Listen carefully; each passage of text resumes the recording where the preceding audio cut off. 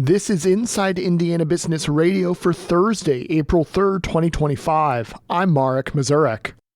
After hearing over an hour of complaints and concerns about preserving the agricultural nature of Kosciuszko County, the county zoning board gave a unanimous vote of disapproval to a proposed data center in the area. The 8-0 vote Wednesday by the county's Area Plan Commission is a strong statement against the plans of industrial property developer Prologis, who is hoping to rezone 554 acres of farmland for industrial use. Before the vote, Plan Commission members said the county's comprehensive plan emphasizes protecting farmland. If Prologis builds a data center at the proposed site, Plan Commission President Lee Hardman says he's worried more development will follow, eroding the area's agricultural character. My concern is not that this particular request will change from a data center, because Mr. Schneider has accurately represented that it'll just be a data center.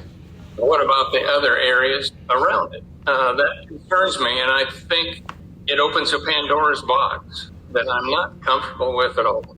The Plan Commission's vote came after nearly 24 local residents spoke in fierce opposition to the data center.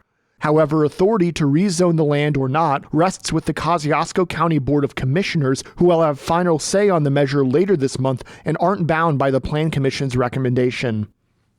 Global automaker Stellantis said Thursday it will pause production at 2 North American facilities and temporarily lay off 900 U.S. workers as a result of tariffs on the automotive sector that are now in effect.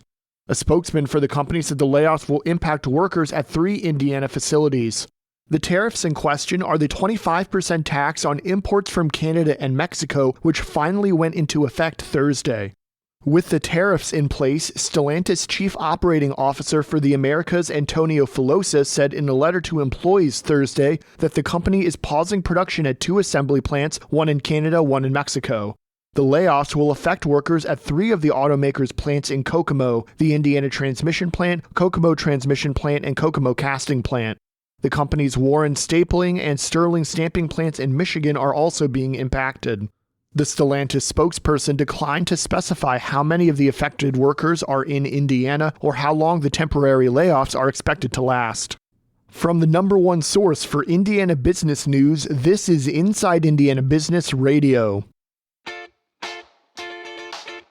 To succeed, you need to stay informed. You need to be engaged. And let's face it, you need to set yourself apart from the rest by connecting with a company that brings you the best. Because in today's environment, business is an ever-moving target, and we'll help you chase it. IBJ Media. The best of business is in us. Get started at ibjmedia.com/youngprofessional. Under Indiana's new high school diploma system, students who complete the most rigorous pre-college track will be automatically accepted into the state's 7 public universities. Governor Braun on Wednesday announced a series of partnerships that would make college, trade, and military options more accessible to high school students who complete certain requirements under the new diplomas framework.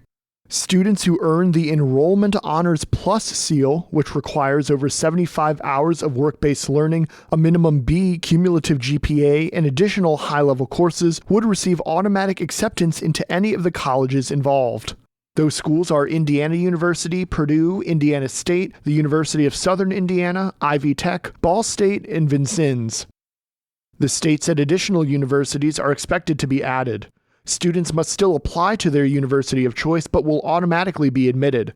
Students who don't receive the Enrollment Honors Plus designation can still apply, but won't be guaranteed acceptance.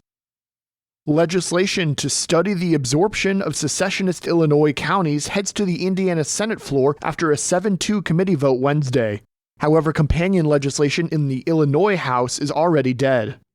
The proposal would create an Indiana-Illinois Border Adjustment Commission tasked with exploring the secession and transfer of counties that have already voted to leave the state of Illinois.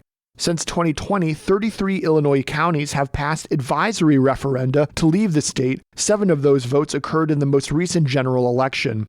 Republican Senator Scott Baldwin said, quote, "The Indiana General Assembly prides itself on being a body that serves its constituents."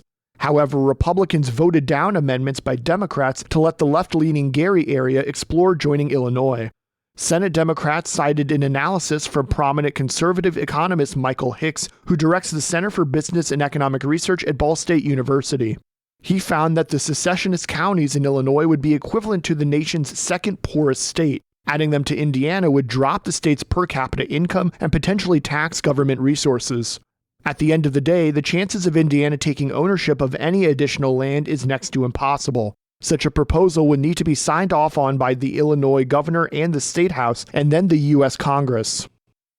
The CEO of Goodwill of Central and Southern Indiana, Kent Kramer, is this week's guest on the Business and Beyond podcast with Gary Dick, presented by PNC.